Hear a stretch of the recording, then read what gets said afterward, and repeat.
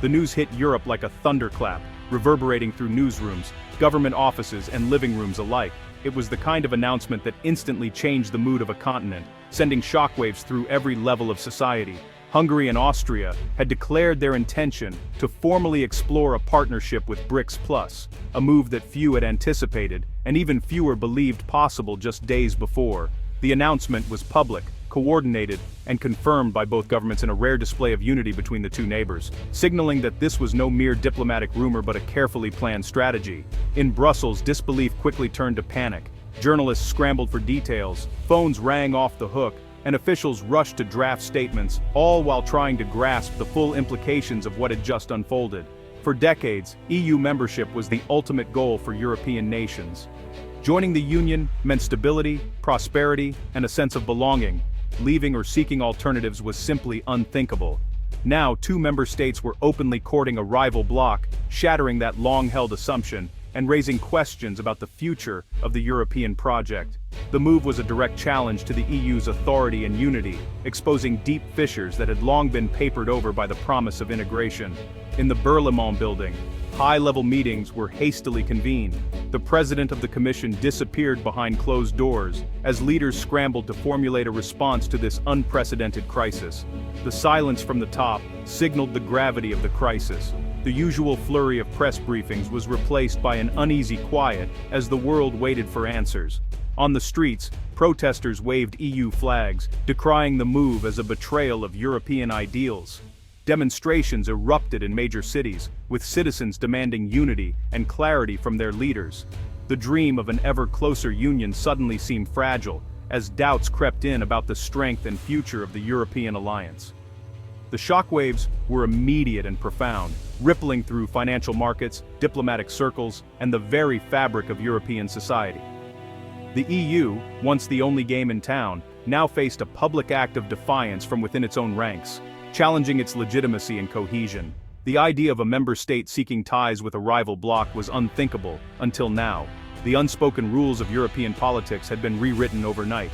The announcement felt less like policy and more like rebellion, a bold statement that the old certainties could no longer be taken for granted.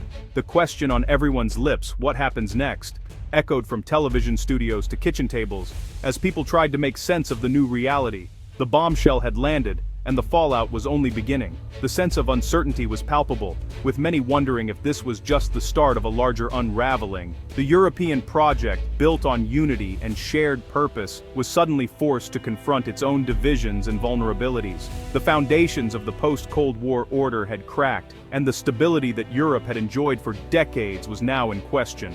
Europe was no longer as united as it once believed. The continent stood at a crossroads, its future uncertain, as leaders and citizens alike grappled with the consequences of this historic rupture. This was no diplomatic whisper. It was a calculated public act. Hungary and Austria's joint announcement was broadcast across official channels and state media. By going public, they forced Brussels and the EU to respond. Secret talks could be denied. A public declaration was irreversible. The move bypassed traditional EU power structures, speaking directly to citizens and dissenters. It was a show of strength and independence, signaling a break from EU solidarity. The timing was no accident. Global uncertainty made the move even bolder. Hungary and Austria positioned themselves as pragmatic, agile actors, challenging the idea that EU membership requires exclusive loyalty. The declaration set a dangerous precedent, threatening to unravel the EU's carefully constructed unity.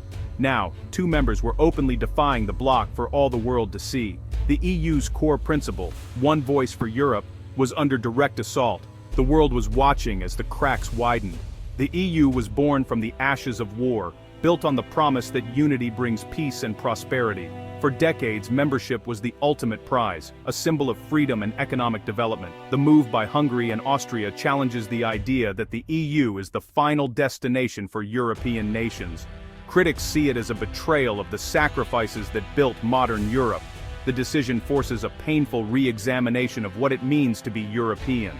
Is European identity tied to Brussels, or can it coexist with other alliances?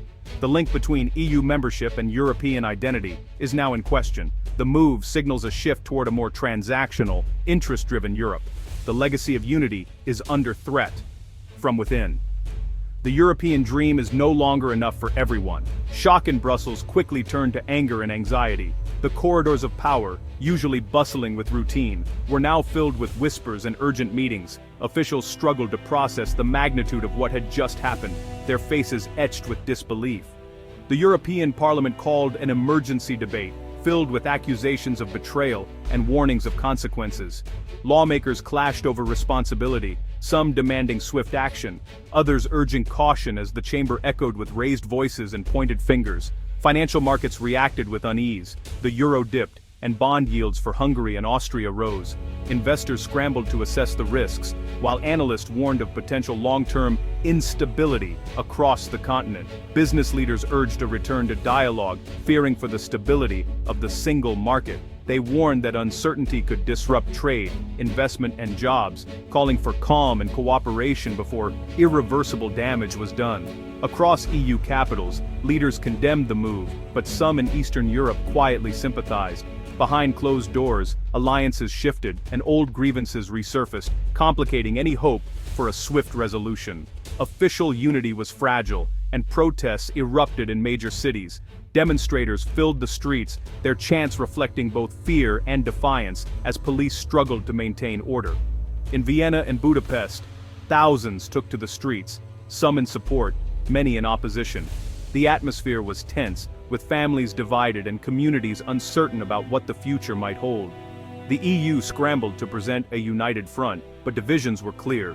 Emergency summits stretched late into the night, as leaders debated next steps and struggled to find common ground. The crisis exposed deep rifts within the Union.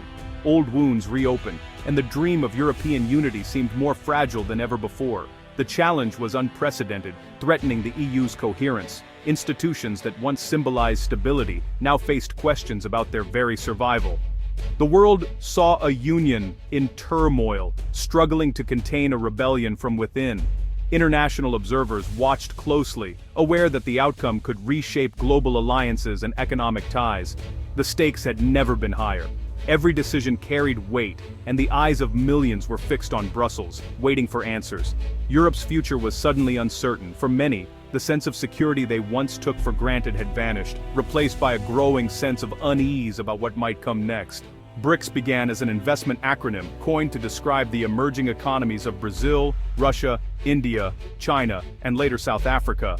Over time, it evolved far beyond its financial roots, transforming into a powerful bloc that openly challenges Western dominance on the world stage. What started as a simple idea has now become a symbol of a shifting global landscape. With the addition of new members, BRICS Plus has grown into a major global force, representing not only a significant share of the world's population and economy, but also a diverse range of cultures, interests, and ambitions. This expansion has given the group a new level of influence, making it a key player in international affairs. The group offers an alternative to Western-led institutions like the IMF and World Bank, appealing to countries seeking more flexibility, respect for sovereignty, and a voice in shaping global rules. For many in the global south, BRICS Plus represents hope for a more balanced and inclusive world order. BRICS Plus is not a supranational union. It's a loose association based on consensus, mutual benefit, and non-interference in domestic affairs. This approach allows members to cooperate without sacrificing their independence. For countries like Hungary and Austria, which often find themselves at odds with Brussels and the European Union, this model is especially attractive. It offers a way to engage globally without the pressure to conform to a single set of values or policies.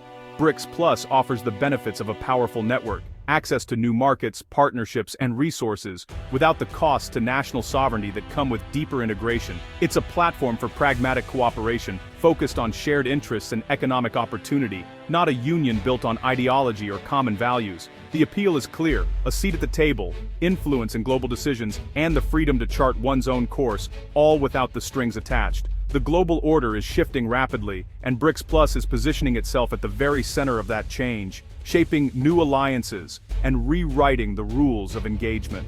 For some nations, it's a chance to escape the constraints and expectations of the West, to pursue their own development paths and priorities. For others, it's a risky gamble, an uncertain leap into a new world order where the outcomes are far from guaranteed. The world is watching closely as these new alliances form, with journalists, analysts, and leaders all trying to predict what comes next. The balance of power is changing before our eyes, and the choices made today will shape the future of international relations for decades to come. For Viktor Orbán, Hungary's prime minister, this move is the culmination of his Eastern opening policy. He's long argued that Hungary must look eastward, forging ties with Russia and China. BRICS Plus offers economic opportunities and a chance to assert Hungary's sovereignty. Orbán frames the move as standing up to Brussels and charting an independent path. Critics call it a betrayal of Hungary's Euro-Atlantic commitments, warning of isolation and lost benefits. Protests have erupted, but Orbán's base sees the move as bold and necessary. For many Hungarians, it's about reclaiming the right to choose their own future. The gamble is real, but so is the support. Hungary is testing the limits of EU membership.